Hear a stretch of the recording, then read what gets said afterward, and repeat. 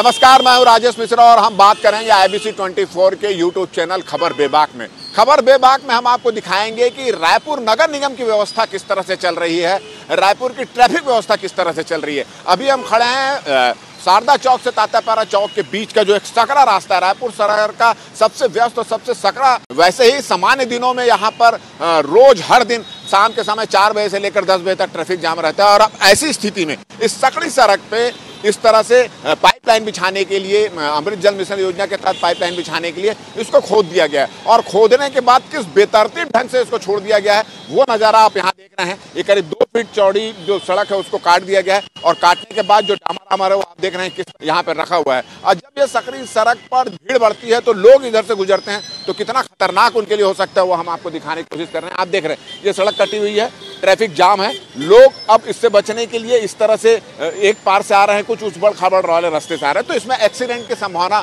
पूरी तरह से यहाँ पर बनी हुई है। आप देख रहे हैं, मैं देख रहा था कि आप बड़े बचते हुए यहाँ गड्ढे से निकल रहे थे, कितनी तकलीफ हो रही है। ये बहुत ज्यादा, सुबह भी मैं आधे घंटे में फुल चौक से फुल चौक आधे घंटे पहुंचा हूँ मैं। और उसके बाद सुबह एक बुजुर्ग यहाँ पे गिर भी गए हैं। वही हाल अभी सदर बाजार में, सदर बाजार में पूरा जाम लगा हुआ है। इसी तरह चारों तरफ रायपुर गड्ढा है। बारिश में मतलब घटना इतनी ज्यादा घट रही है, कोई सीमा नहीं है।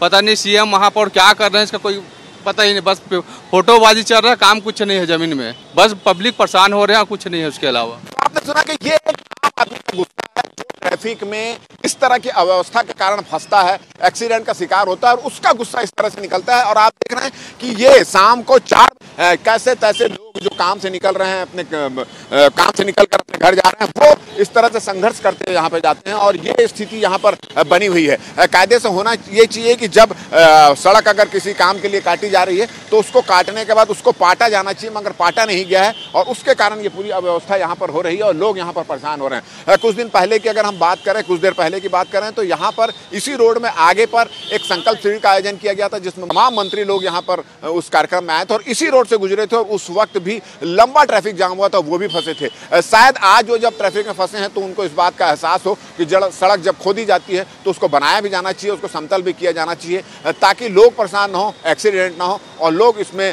फंसकर दुर्घटना का शिकार ना हो। मगर ऐसा होता नहीं है। जो पाइपलाइन बिछ रही है, अंडरग्राउंड पाइपलाइन बिछ रही, पानी का पाइपलाइन बिछ रहा है अमृत जल मिशन योजना के तहत और अंडरग्राउंड लाइटिंग की जो सड़क खोदी जा रही है उसकी वजह से किस तरह से सड़क का हाल हो चुका है, किस तरह से ट्रैफिक जाम हो रहा है, वो स्थिति हम आपको दिखाने की कोशिश कर रहे हैं। आप देख रहे हैं कि बहुत सारे VIPs की गाड़ियां भी यहाँ पे फंसी हुई है। हार्न बजाकर उसको सड़क को खाली कराने की, ट्रैफिक को खाली कराने की कोशिश की जा रही है। और शारदा चौक से लेकर, मैं आपको दिखाना चाहूंगा कि शारदा चौक से लेकर तात्यापारा चौक के बीच में ये पूरा ट्रैफिक जाम यहाँ पर लगा हुआ है। लोग परेशान हो रहे हैं और किस तरह की परेशानी हो रही है आप देख रहे हैं। किस तरह से गड्ढा खोद दिया गया और गड्ढा खोदने के बाद उसको ठीक से पाटा नहीं गया और इसकी वजह से गाड़ियां यहाँ पर फंसती है।